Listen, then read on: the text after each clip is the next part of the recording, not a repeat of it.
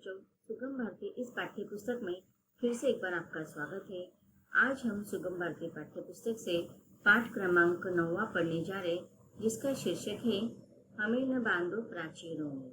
हमें न बांधो प्राचीरों में यह एक कविता है और इस कविता का यह सेशन क्रमांक पहला है। बच्चों, सब लोग पाठ्य पुस्तक निकालेंगे। पाठ्य पुस्तक के द्वारा हम कविता को विस्तार से समझेंगे।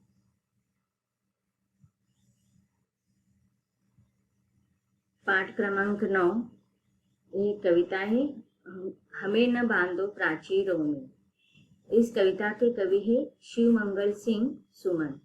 प्राचीर का अर्थ होता है चार दीवारी।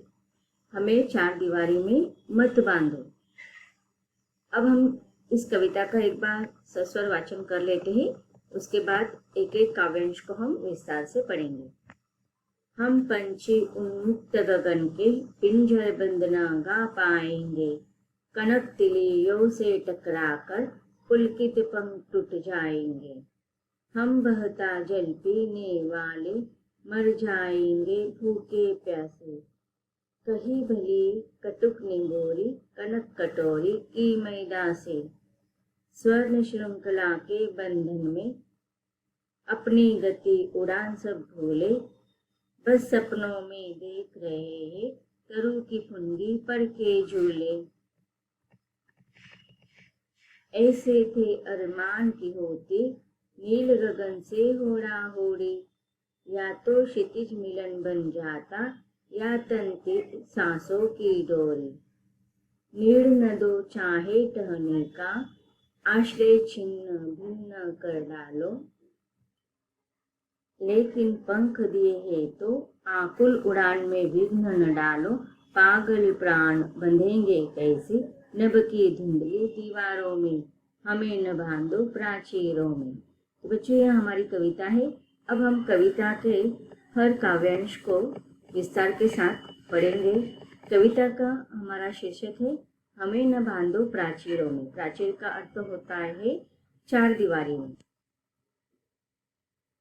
यह जो कविता है, इस कविता में कवि ने पंछियों के माध्यम से स्वतंत्रता की भावना को महत्व दिया है।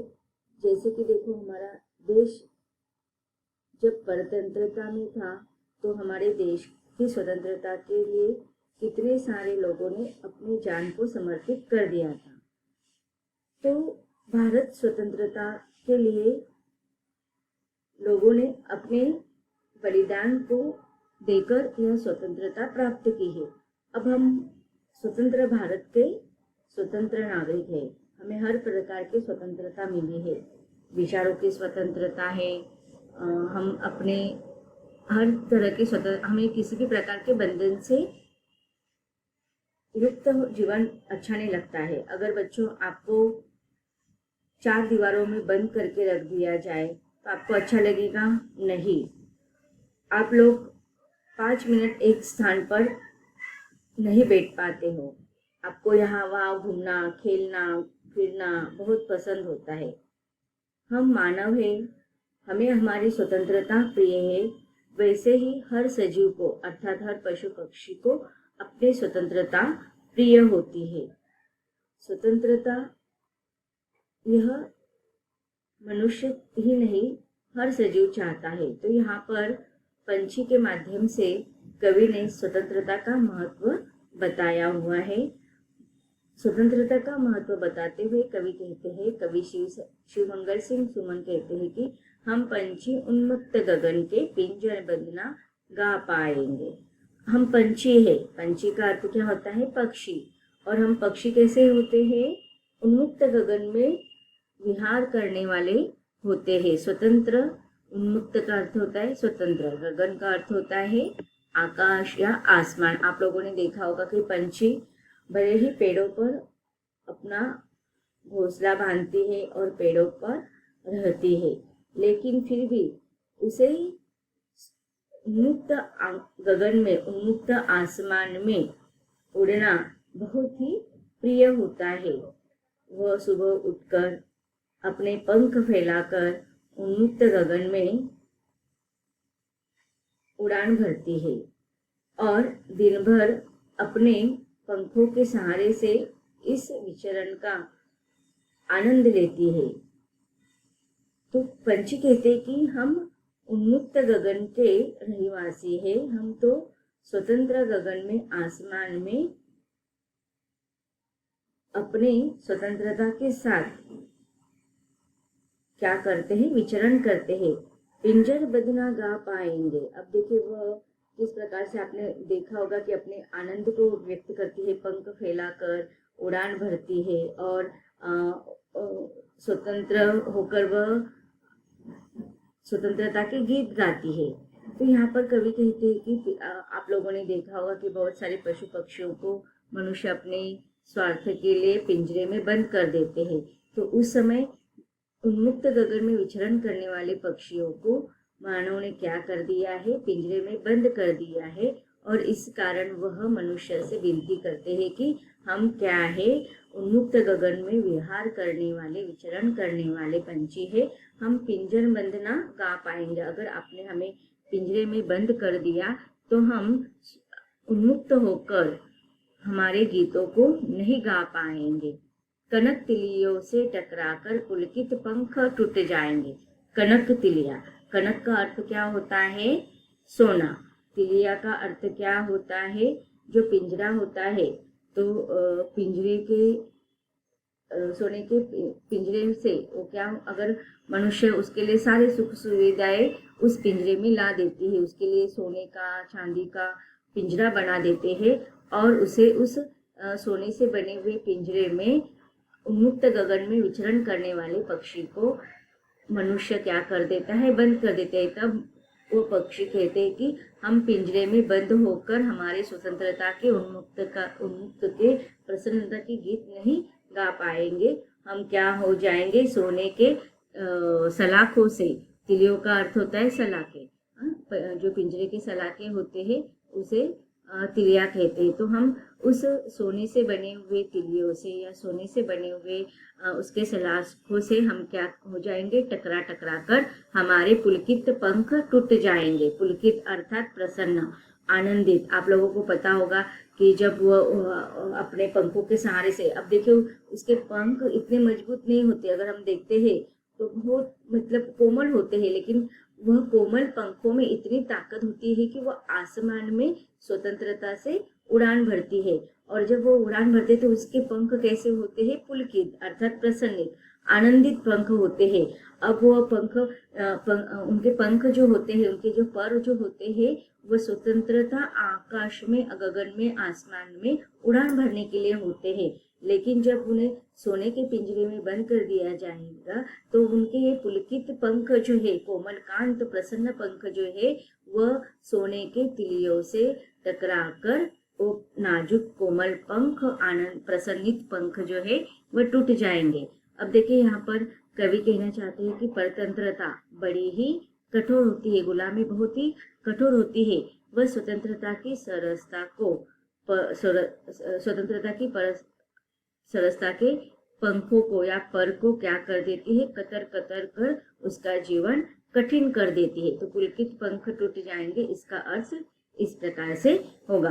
अब देखिए यहाँ पर कनक तिलिया जो है उसमें रूपक अलंकार दिया गया है। स्वतंत्र जीवन जीने वाले जो लोग होते हैं वो बहुत ही स्वाभिमानी होते हैं। इसीलिए तो हमारा देश जब परतंत्रता में थे तो हमारे देशभक्त बहुत ही स्वाभिमानी है। तो इसी प्रकार से यह पंछी जो है स्वतंत्रता का जीवन जीते हैं, तो वह पंछी भी क्या है, स्वाभिमानी है। वो कहते हैं कि हम बहता जल पीने वाले मर जाएंगे भूखे पैसे, कहीं भली है कटुक ने बोरी, कनक कटोरी की मैदा से। अब देखिए उनको अपनी स्वतंत्रता इतनी प्रिय है, इतनी प्यारी है, वह स्वतंत्रता के बलबूते पर स्वाभिमान का जीवन जीते हैं।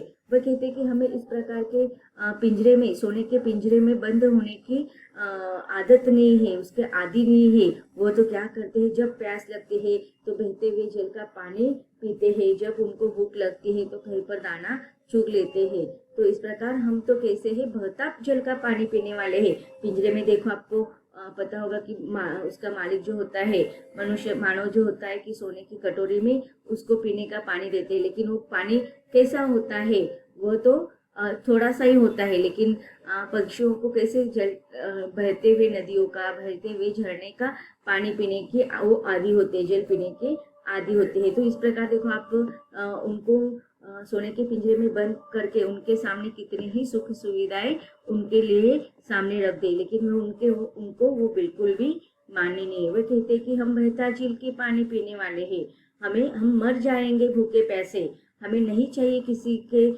परतंत्रता का जीवन में आप मुझे, हम लोग कितना ही हमें सोने के निवाले दे दो, सोने के पिंजरा दे दो, फिर भी हमें वह परतंत्रता नहीं चाहिए। हम तो स्वतंत्रता में विचरण करने वाले हैं, हम मन के आदि हैं हमारे, हम जब चाहे जहाँ चाहे उड़ान भरना चाहते हैं, जब चाहे जब प्यास लगती है तो वह बहते हुए निर्मल झील का या झरने का या बहते हुए निर्मल नदी का पानी पीने वाले हैं।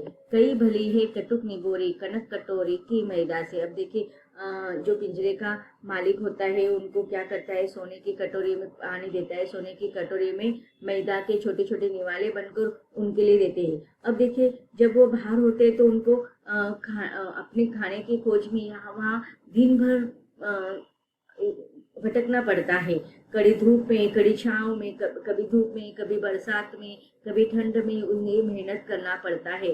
कठोर मेहनत के बाद वह एक दाना निकाल पाते हैं।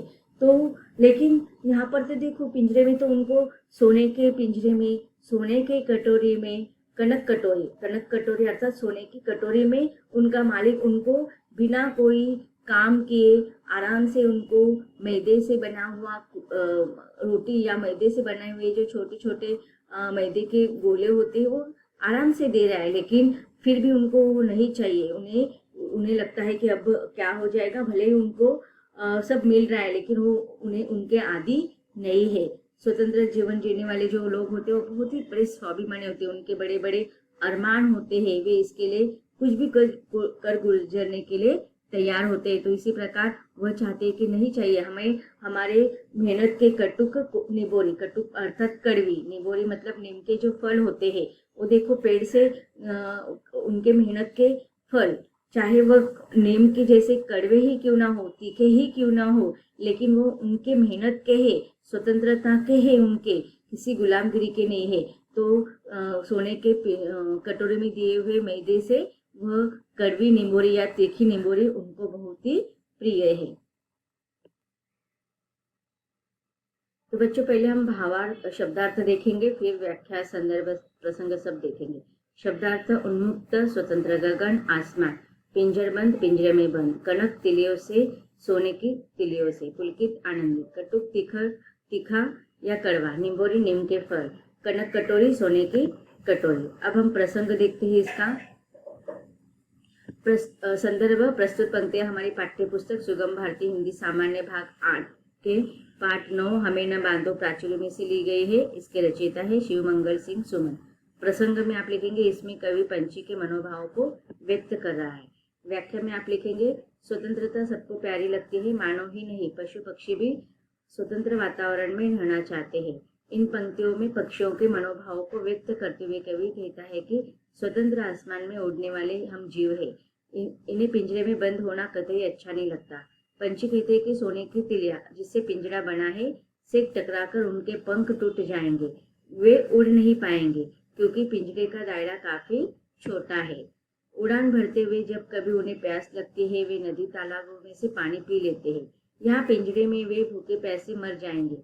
स्वतंत्र रहते हुए अगर उन्हें नीम के तीखे फल भी मिल जाए तो उन्हें अच्छा लगेगा, किंतु पिंजरे में बंद कर कोई उन्हें सोने की कटोरी में स्वादिष्ट भोजन भी ला दे उन्हें वह बिल्कुल रास नहीं आएगा। विशेष में आप लिखेंगे स्वतंत्रता मनुष्य और पशु पक्षियों के समान रूप से प्रिय होते हैं। कनक तिलियों में रूपक अलंकार है और पुलकित पंख एवं कनक कटोरी में अनुप्रास अलंकार है। तो बच्चों अब हमने पहले काव्यांश को विस्तार से पढ़ लिया है, इसके बाद के काव्यांश को हम विस्तार से पढ़ेंगे लेकिन इसके अगले सेशन में। धन्यवाद।